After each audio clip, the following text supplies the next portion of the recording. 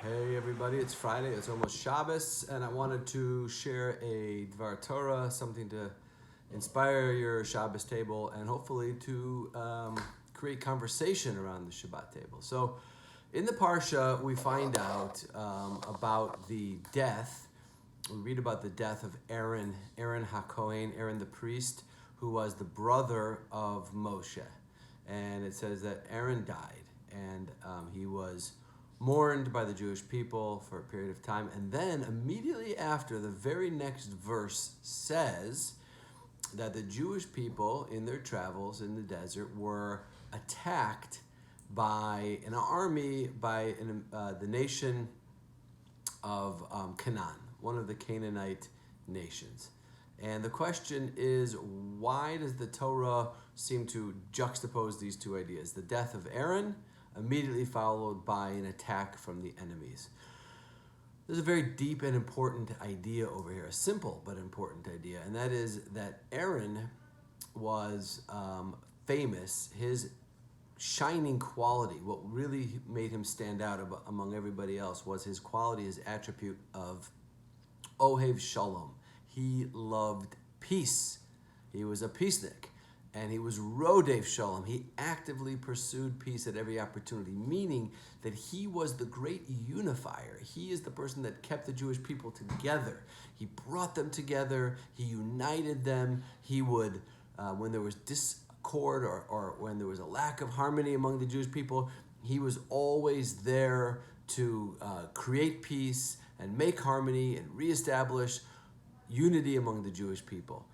And in fact, the clouds of glory, there were these amazing, miraculous clouds. They were called the Anane HaKavod, the clouds of glory. And they surrounded the Jewish people. And they were the original Iron Dome protection system. Why? Because what happened among doing other things, these miraculous clouds protected the Jewish people from their enemy. When enemies would shoot missiles or shoot probably arrows at the Jewish people, these clouds that protected them in all directions deflected these ballistic projectiles and saved the Jewish people. It turns out that those clouds existed in the merit of Aaron. So as soon as Aaron died, those clouds disappeared. And because of that, the Canaanite king saw and recognized for the first time in his estimation the Jewish people were vulnerable to attack. He held off all this time because he didn't think he could successfully attack the Jewish people because they were protected by these clouds. Aaron dies, the clouds disappear, and now for the first time he says this is the right time to attack the Jewish people. Now, the deeper message over here is that what is truly protecting us at all times? Yes, we have an Iron Dome. Yes, we have a wonderful army, an IDF, and an Air Force in Israel. God bless them, and may they be safe and continue to protect the Jewish people in Israel and around the world. But ultimately, what protects us is when the Jewish people are unified, when we have brotherliness, when we have love, unity, achdut, oneness, and harmony within us, then we are protected by our enemies. As soon as Aaron dies and that unity and that oneness falls apart, and there's a beginning to be a breakdown in that quality of the Jewish people being unified, a unified whole, then we become very vulnerable to our enemies. So it's an important lesson, and it's a discussion topic for the Shabbat table. What is the key? What is the secret to Jewish protection, Jewish survival when we're surrounded by enemies in the north, Syria, Lebanon, Jordan, Egypt in the south, all around? There are nations that exist surrounding this tiny little nation of Israel that want to destroy us.